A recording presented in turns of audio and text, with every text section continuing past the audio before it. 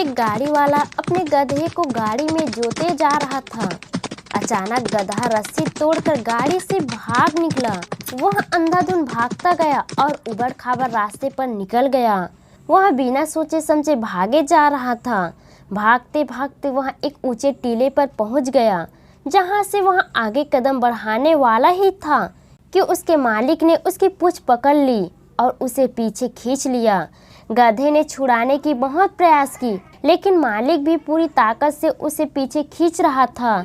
मालिक गधे को गिरने से बचाना चाहता था, लेकिन गधे को यह बात समझ में नहीं आ रही थी।